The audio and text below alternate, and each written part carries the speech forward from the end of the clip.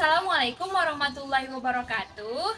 So, we are from the 10th group. I'm Nur Amelia Nasution And I'm Ade Amelia Fitri Hasibuan. and we are going to explain about grammar translation method. So, I would like to explain about past tense and future and my friend. And I would like to explain about present tense and present continuous. Happy watching! Assalamualaikum warahmatullahi wabarakatuh.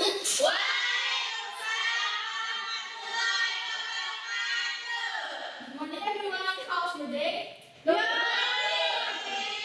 I'm glad to hear that. Are you really excited about this lesson today? Yes! Today we learn about tenses. What is tenses? Apa itu tenses? Tenses itu semacam alat waktu sebagai pengenal dalam sebuah kalimat kapan terjadinya sebuah peristiwa, entah dari dulu atau sekarang atau nanti. Nah, hari ini kita akan mempelajari 4 tenses secara sekilas. Yang pertama, tenses yang harus kita ketahui. Yang pertama adalah simple present, yang kedua adalah present continuous, yang ketiga adalah future present, dan yang keempat adalah past tense. Oke, Miss Amel akan mengajarkan kalian 2 tenses dulu lagi. Yang pertama adalah simple present.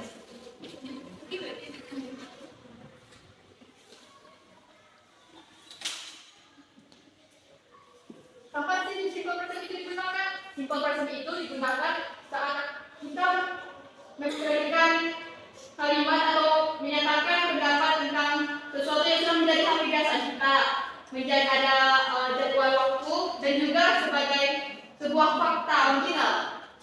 Contohnya seperti ini.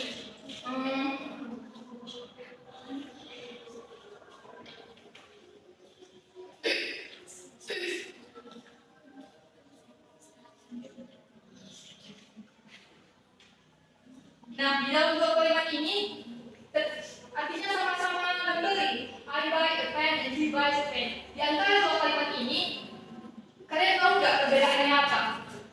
Ya, jelas sampai dalam verbnya nih. Apa? Verb. Ya, betul. Di dalam kalimat pertama, verbnya itu cuma buy. Sedangkan di verb kedua itu pakai s. Buy. Kenapa? Karena kuncinya kalau misalnya subjeknya itu are you Dewi sini, are you Dewi, kita menggunakan verb is there. Sedangkan subjek he sini kita menggunakan s atau es setelah verb. Contohnya kalau kita menggunakan es, kita menggunakan es setelah ada verb yang berakhiran dengan kh, x, sk, o, y, x, and x. Contohnya apa? He buys a pen. Karena subjeknya adalah he, jadi kita menambahkan s di belakang dia. Nah, selanjutnya kunci dalam menggunakan simple present ini itu verb 1. Verb 1 bisa dibilang sebagai basic verb. Oke? Sebelum kita mengenal lebih dalam, apa kalian semua tahu verb itu apa sih? Mari silakan kata kerja. Excellent. Verb itu kata kerja. Kata kerja menunjukkan apa yang akan dilakukan oleh orang tersebut. Sedangkan kita bisa menggunakan simple present dalam bentuk negatif juga. Kuncinya yaitu kalau are you Dewi,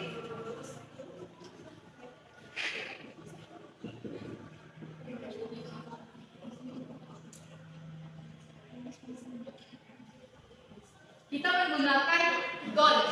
Di predikatifnya itu don't. Sedangkan dalam subjek di sini kita menggunakan bentuk doesn't. Contohnya kita buat dalam bentuk negatif. I don't buy a pen. Itu dalam bentuk negatifnya. Sedangkan dalam bentuk negatif dalam subjek di sini, he doesn't buy a pen. Kita tidak memerlukan huruf s jika bentuk negatifnya itu does atau ch. Selanjutnya kita akan mempelajari tentang present continuous.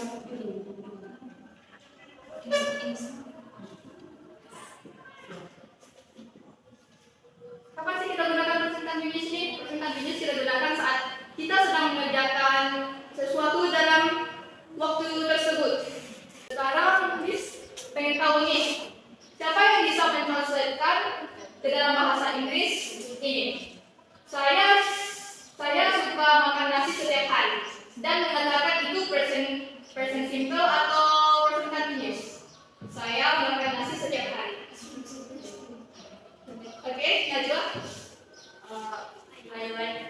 cars every day. Yeah, yes, right. The next question akan disampaikan oleh Miss Amelia. Oke guys, jadi di sini Miss akan menjelaskan pembelajaran kita yang selanjutnya, yaitu tadi kan sebelumnya Miss Amelia sudah menjelaskan tentang present, ya, present continuous. Jadi selanjutnya kita akan menjelaskan tentang past tense dan future. Cuma di sini sebenarnya pasti itu pembagiannya sangat amat banyak kan? Ada yang tahu berapa pembagian past? Past Ada past simple, past perfect, past continuous. Excellent. Tapi pada hari ini kita hanya akan membahas tentang past simple saja.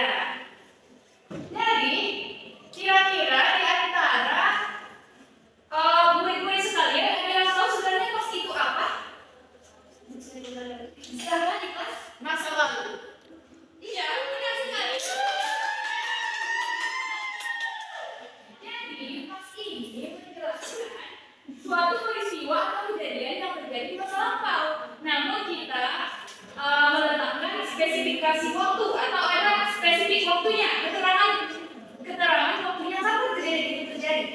Jadi contohnya kita menggunakan seperti yesterday, 2 minutes ago,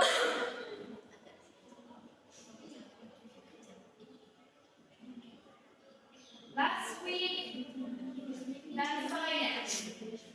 Jadi untuk contohnya itu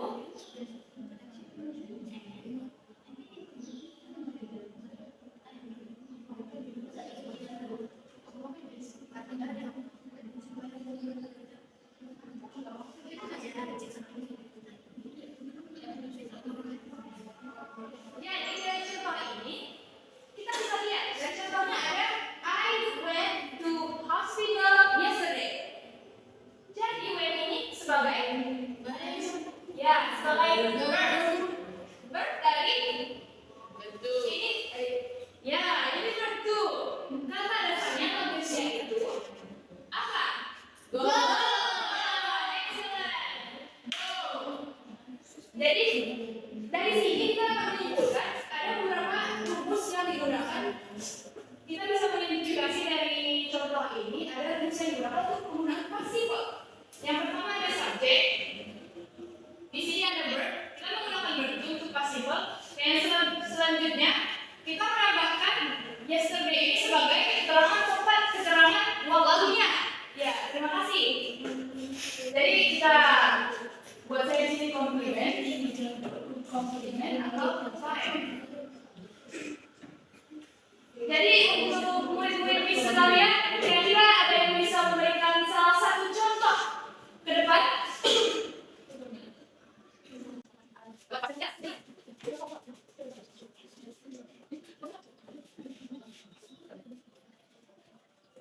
Ya, benar kali. Ini tambah lagi bisa dibilang ciri soft juga ya? Ya, ini sebagai verb duanya. Kira-kira ada yang semuanya murid-murid sekalian sudah memahami past tense ini? Ya. Membuat contohnya berdasarkan yang ada di sini. Silakan. The negative form of the sentence is I won't take you to your home. Ya, benar sekali. Banyak yang contohnya. Will you take me to your home? Oh,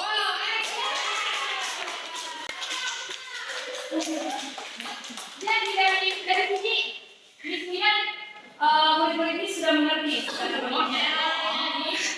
Mungkin untuk pembelajaran hari ini cukup sekian saja. Mungkin pembelajaran kita selanjutnya akan dilanjutkan besok hari. Ya. Sekian dari Miss Amelia.